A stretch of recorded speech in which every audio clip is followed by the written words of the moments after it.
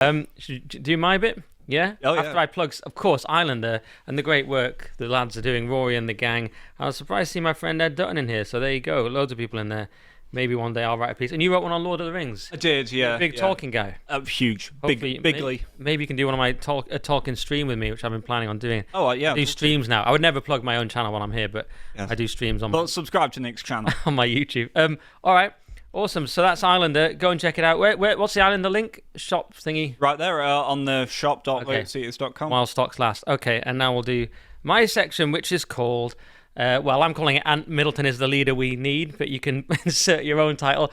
And I was going to kind of play that video but it's not going to play. It doesn't matter. No, it can play. It doesn't matter. But that was just going to be in the background while we talk, but with the sound off. I thought just so we can see the man himself in all his glory. So if anyone who somehow doesn't know about the legend Ant Middleton, he is an elite special forces guy. So the SAS is known as the best of the best in the entire world. It's the best military special force in the world, and he was part of the SBS, which is the boat version, special boat service. Some say it's even harder because you're constantly in the water, but it's certainly equal with the SAS. So this guy's the real deal. He was a sniper in the SBS, and he achieved the holy trinity of the UK elite forces, which is serving in the Royal Marines, the 9 parachute squadron, and the SBS and special forces. So he's a serious dude. I mean, if you read his book, First Man In, he was the guy that would come into the room, kick the door down, and just deal with whatever's in there, which is usually blokes that need to be shot. So he's a serious dude. I mean... Something that very few people in Parliament could claim to have done. Right. It's like, how many people have you killed? I mean, so I just give that as a context. One, to see his pedigree, but also when Ant says stuff, he's not messing about. And he also became topical because he was running... Here he is doing a speech for Reform UK, which is back in September 24, but things have changed a little since then. And we saw a tweet saying, this was just yesterday, it's understood Reform UK have replaced Ant Middleton as their London mayoral candidate with Layla Cunningham. And she's this Muslim woman that Reform have been sort of parading around going, look, she's stylish and cool and she's against Islamophobia laws, but she's a Muslim. By the way, did you know we're not racist? Yeah, exactly. How could we be racist? She's a Muslim. There's loads of that going on. And people are saying, well, hang on, you've replaced Ant with her. This is a disaster. Now, of course, this is actually not correct, really, and it's debunked here. And he says Ant Middleton has never been Reform's mayoral candidate for London. He was never selected or designated as such ever. Our candidate in 2024 was Howard Cox and has simply expressed interest in the role for 2028.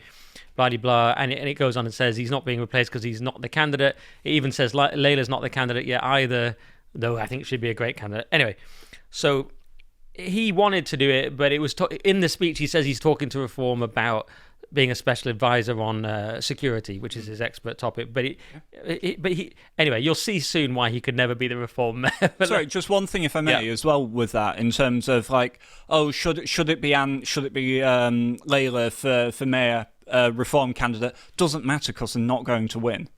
Right? Neither of them are going to win. It can't be Sadiq Khan. Right.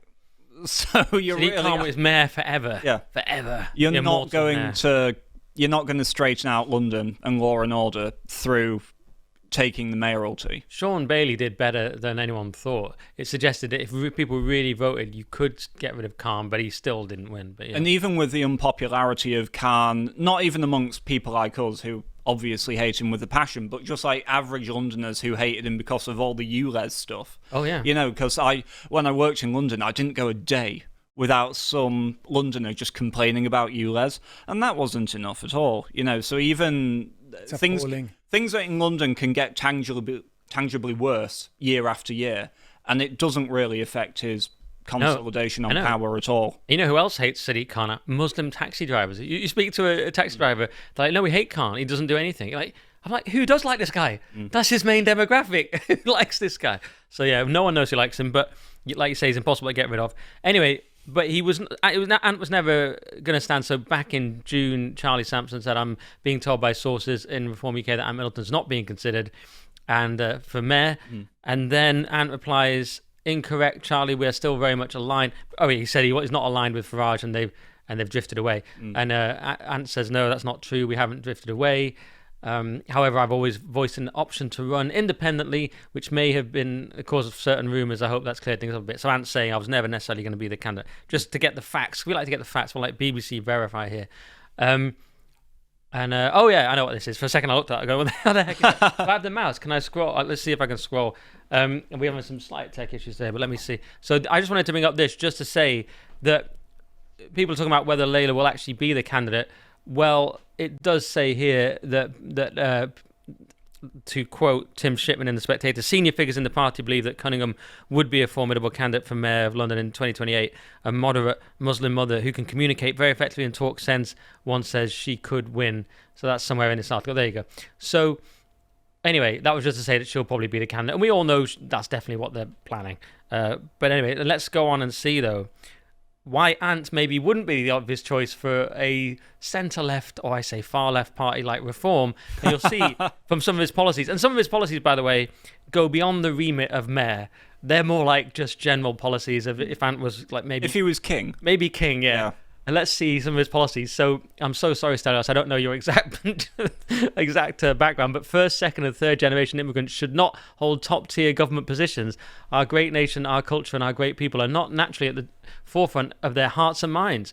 It's just not in their nature or DNA. Drop the DNA. Well, to be fair to you, I don't think you were pining after a cabinet position, were you? No, getting elected is not my style. No. He said to me he wanted to be top tier. He was heartbroken when he saw that. He was like, oh, Ant won't let me when he's mayor. So patriotism cannot be taught or bought and needs to be run through the veins of those at the very top to ensure our country and our people's needs and demands are not only understood but prioritized.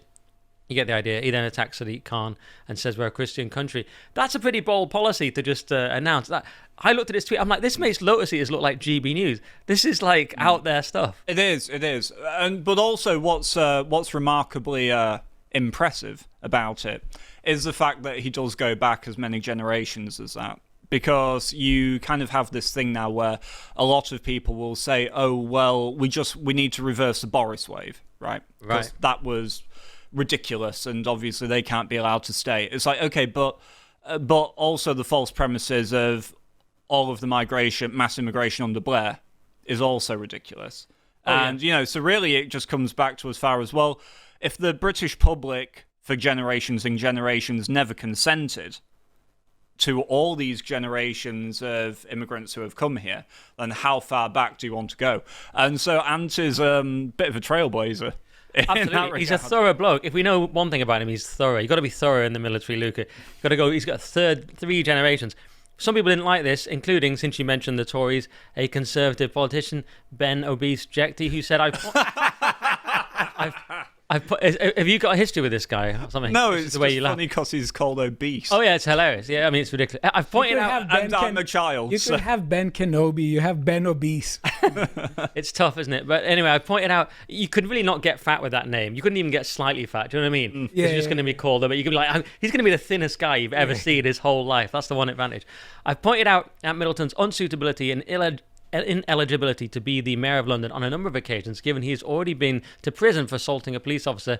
But this level of overt racism shows who he really is once he lets the mask slip. Ant did have a little bit of an issue when he got out of the military of sparking blokes out in his hometown. You get out of the military, your job has been to kill people for the Queen and country, now king, and then you get home and you go, oh, I'm just knocking around Essex or Portsmouth or whatever, and you're like, what am I going to do? Punch a load of people. So he had a bad time, and but if you read his book, his court case was treated quite unfairly and things for telling the truth. But anyway, he had a bit of an issue. That's what he's referring to there.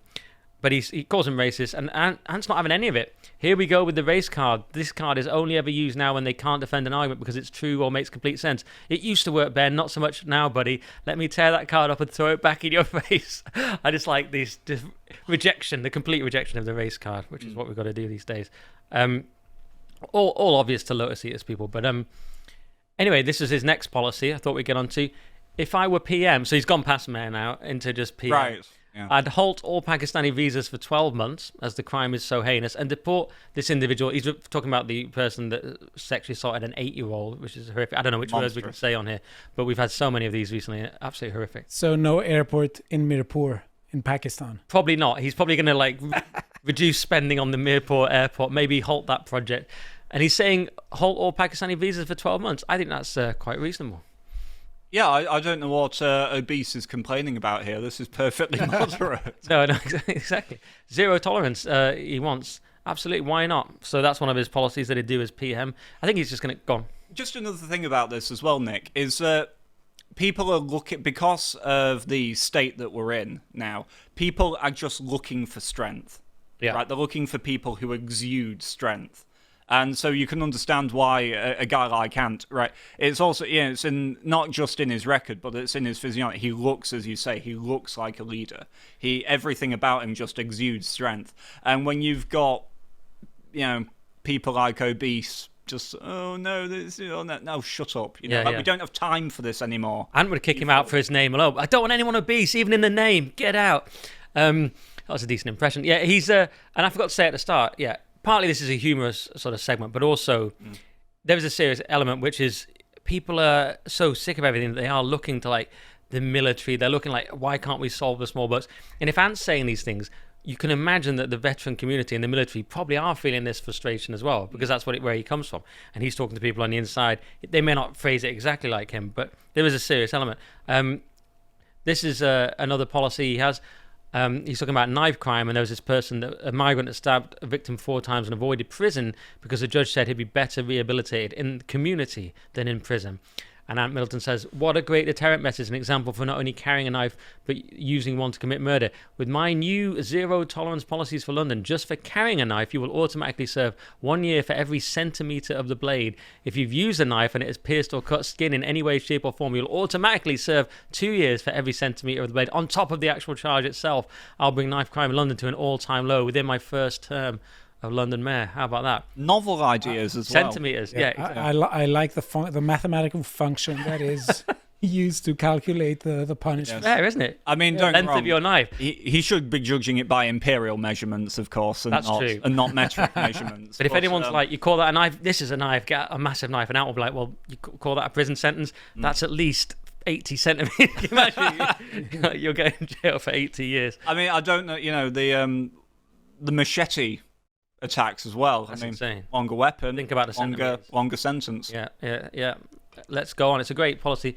And this is his other policy. He's going to ban Uber from London. This is where I go, steady on, Ant. I'm not sure this is going to work. Do you like that or not? Well, given the current Uber drivers, yes. The only problem is getting anywhere in a non-expensive way. Like I was at GB News. I was working till 12 a.m. On that show, and they 3 times a week they took away the taxis. Right. For budgetary reasons. And I was like, now I'm going to get the tube at 12 a.m., which is just a dystopian, apocalyptic nightmare. Have you ever seen anything like it? No shoes, chicken bones, screaming, fights, drugs. I'm just like, so you sometimes think, maybe I'll get an Uber cheaper, but I know what you mean. Anyway, Ant has a huge problem in London. I stopped using Uber many years ago. So the person below was saying that the one time they used an Uber, they were reckless, dangerous, shouldn't be on the road. And Ant says that is very much the case. I will look into banning Uber from London and look into uniting London's heritage transportation, black cabs, double-decker buses, trains, and our famous underground, and structure some form of collaboration. I like what he calls it. He says it will be part of England's crown jewel transport experience, working title. See? He's got a lot of ideas. Dare to dream. Wouldn't you love that, though, Ant as mayor? It'd be so good. Anyway, so what's quite interesting about these next few tweets is just that partly I just love reading his tweets. It's just my hobby.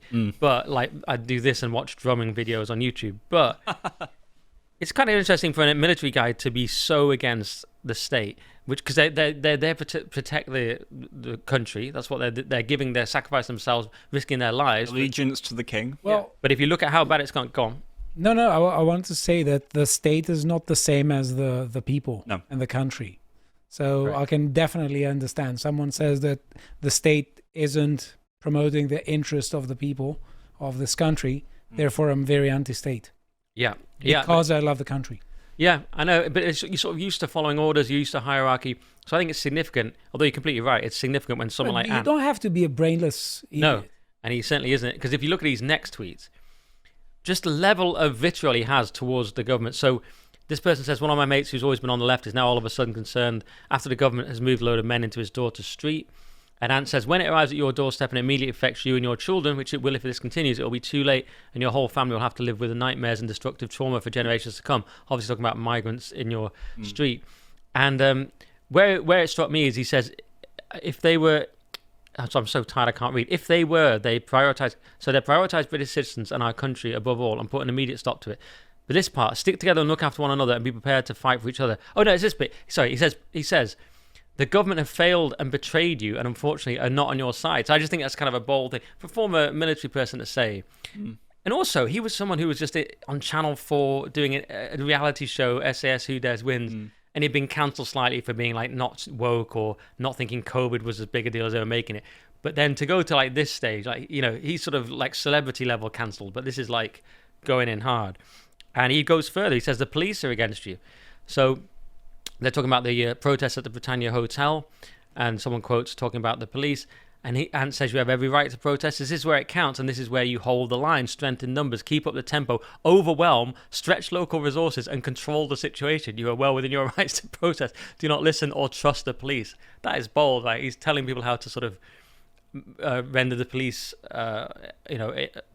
sort of... Yeah. But also, he's just giving them advice but he's also just giving the population advice for how to do things safely, legally, and responsibly as well.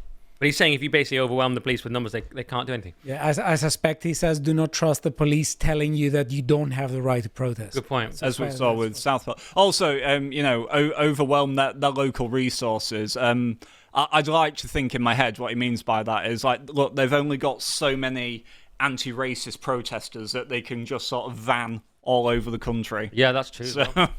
Another one like this, he says they can't be trusted, plain and simple, talking about the Met. The Met Police have been hugely compromised and need ripping apart, restructuring and retrain, something I'll do with immediate effect when I become Mayor of London.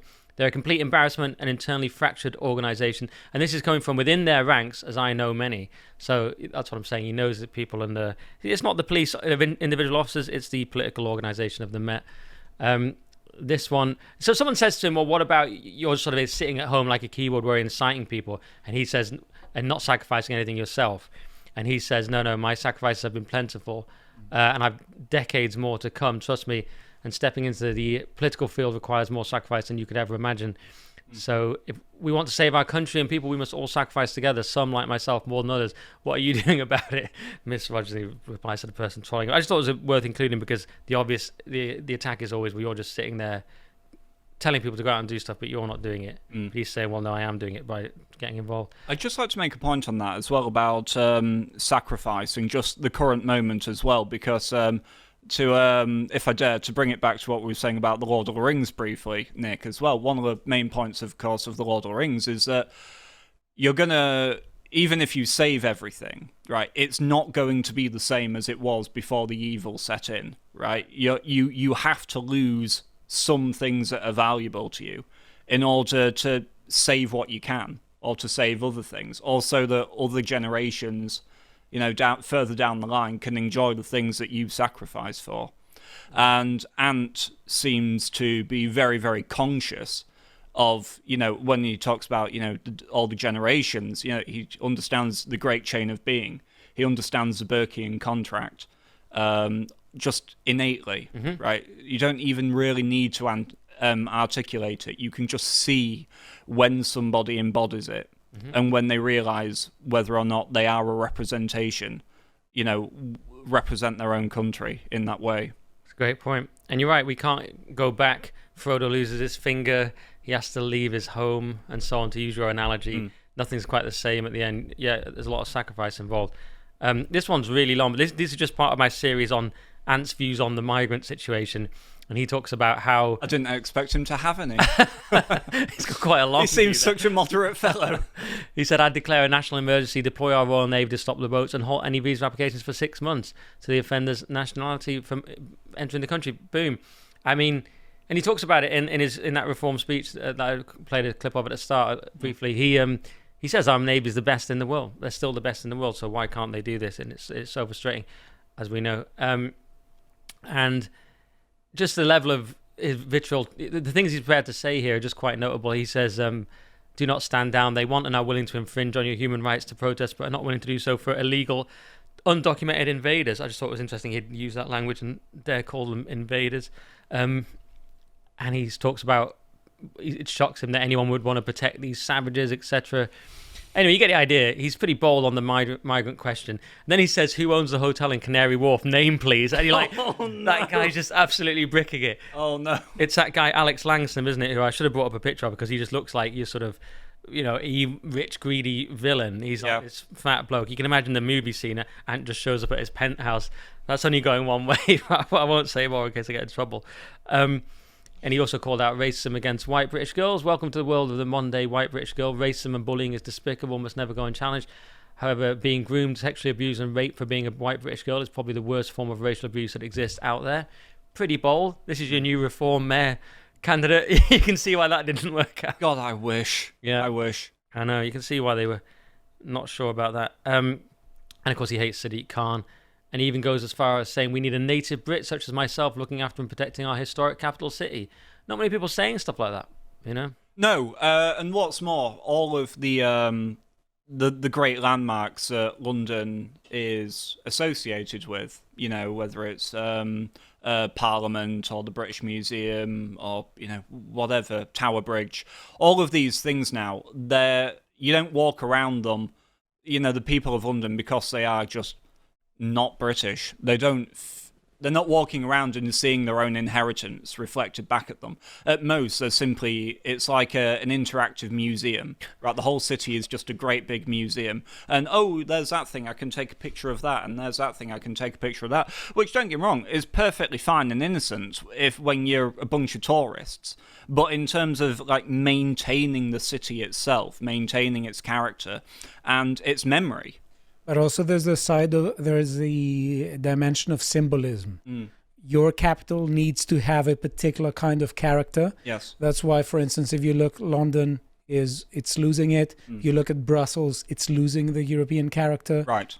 It's when people don't have particularly good intentions, they go after the capital. Yeah. Let's put it this way. That's a great point, and that's another thing that I remember thinking back when the whole cultural revolution was going on in London. And was starting to rename the place names and have Mild May line and all this rubbish, and have perfectly unbiased committees about which statues need to come down, what needs to be put up. It's like no, you don't understand. It's not just I appreciate the fact that you think you've all won, right, and that you've taken London, but what you don't seem to appreciate as well is that there is an entire country attached to London that is mostly filled by English people, or Scottish people, Welsh people, just British people. And really, when you go to London, you should be seeing the highest reflection of what your civilization has been able to achieve. Yeah. Right. And can I add one thing, which is maybe a bugbear of mine, which is on the right. There's a tendency to say, London, don't get me wrong, if I ever leave London, I will say something like I'm moving back to England. I'm sure I'll tweet something like that. Yeah. But I won't be so smug about it, though, because there's a tendency, some on the right, they sort of leave London, they post about it, and they say, thank God I'm out of there, and blah, blah, and they mock it when they go to it, and they say it's a bleep hole or whatever. But it's like, that is our capital city. I understand the demographics are screwed, but it's like, can we just not give up the capital? Yeah, I'm not abandoning it. That's what I'm saying. No, definitely People not. are abandoning it, and I can't say, because I've lived there a long, long time, and it's like, and I'm from the north, of course. Of course, I still think of myself as from the lakes and from Cumbria in the north, and that's how I'll always think of as my home. But let's not abandon the capital city this easily. Well, what's more, if you're willing to abandon the capital, then there's literally nowhere that you're not willing to abandon. Right. Then you're happy to abandon Birmingham. Then you're happy to abandon Leicester, and so on, until you realise, hang on, we've got nothing left. Yeah, you're in a temporary retreat to the shires and the reservation. That's where you're gonna, but that's only gonna last so long. Or you could say, I'll be home. You could say Canberra, for instance. But I think the capital is really symbolic because that's where the center of power lies. So if any country loses its capital, culturally speaking, there is a message that is being communicated that we have lost the center of power. Yeah, culturally. Remember all those films back from about a decade ago now? There were a few films at that time. Was it like White House Down and stuff like that? Just crappy. Olympus Has Fallen. Yeah, Olympus Has Fallen. All these action films. London Has Fallen. Yeah. But like the idea of where's the biggest threat? In a film for them to occupy. It's not New York. It's not Los Angeles, right? No, it's like taking Washington. It's just you go straight for the capital, and you lose the capital. It inevitably falls. That morale is going to shatter, and it does enormous psychic damage to the nation. Yeah, and this is why I love his aunt's boldness of saying, I'm a native Brit, we should have me running the capital. And that is true. And that would make a huge difference. And that idea is massive when you've got someone like Khan in there. But obviously achieving it would be another thing. I thought we'd end I don't know how much time I got, but I thought I'd end on some fun, random, mad tweets from Ant, just for some bants, really. He's throwing some hand grenades in. Yeah, and you thought the ones so far were kind of out there, but no. So he says, so this one comes in response to a load of horrible statistics on sexual assaults, let's say. And he says the replacement of British culture, law and order, Christian values and principles, and some seriously pure emoji politicians. Oh, and not forgetting a multi-billion-pound inclusivity program paid for by the taxpayer that has catastrophically failed. We who have funded it over the years are ultimately to blame. I think a tax strike is the next step if nothing changes. So he's just proposing a tax strike, which is just think of the level of social engineering they're trying to do, and people like Sadiq Khan are engaged in. All of it is just constantly, we need money in order to tell you, in order to deprive you of your freedom. That's it. Yeah, and I agree, but a tax strike is about the most bold thing you can suggest because the whole system would collapse. And that's the thing they're most scared of. That's why they pursued John McAfee to the ends of the earth, because he was flagrantly not paying his tax and telling people how to get away with it. And it's just like, yeah, stop paying your tax. I just think I'm the new mayor. I just think that Jimmy Carr's just like, yeah, all right. Way ahead of you, brother. Another based one. So Nick Buckley says the left have a lot to answer for, allowing the... Are you allowed to say this word on YouTube? I'm going to skip it. The rape of children has to be the greatest act of treason. And then Ant replies, they will pay the ultimate price, fear not. And you're like, all right, Ant, guy that used to kill people for a living. What do you mean by the ultimate price? It just I don't even know what it means, but it just... He just means very, very long prison sentences. I think he means their soul will go to hell, perhaps, as well. He could also mean that. Let's say he means that. He makes a claim about the Lord. Yeah. Because otherwise that's just a really scary tweet. But I don't want to get in trouble, so I think he's probably making a spiritual claim. This, just to end on, Narinder has said something stupid and about him assaulting a police officer, which he says he didn't do, a female one, sorry. And Ant says fake news from a fake Brit, #not welcome. Oh. So he's not prepared to. He's prepared to go there. Just some fun-based tweets from Ant, and that's all that section was really about. You know what? Actually, I know we were talking about. I know I was saying just a minute ago we can't abandon London. Counterpoint to my own argument. We get Ant in. Abandon it. What we do is we find a city in England that Ant could win. Maybe York or something, right? Or Durham, somewhere with a good English, and we set it up as a counter-capital city. And then from there, we use that to push out from. It's a great idea. I'm sure I'd love that. But love you thinking, mate. Great idea. I'm going to set up a counter capital. He'll be tweeting about that in days. You'll see. Yeah. He could actually do it as well. Really heavily armed. Do you know what I mean? Like heavily armed. Because in his speech, and he's talked about on his show, he brings people into a camp and he has a secure border, and you've got to be safe first. And then he sort of breaks down their identity and builds them up. He's like, that's what we've got to do. Safe border. Get our identity established. It'll be like a brutally fortified. And look at the vantage points you could have from the top of Durham Cathedral. It's a great idea. Who are the men that pick for scraps amongst the ruins at the end of history? You should know, because you encounter them every day. Between the towering buildings of a fallen empire, we find the Fellaheen, the historyless men, who know nothing of the turning of the cosmic wheel and find themselves outside of civilization itself. Cut loose from the great chain of being, they represent the loam into which our dying culture will return. That is, unless we choose to take up the burden once again. This Fellaheen condition is the subject we explore in issue 4 of Islander magazine, on sale while stocks last and available worldwide at shop.lotuseaters.com.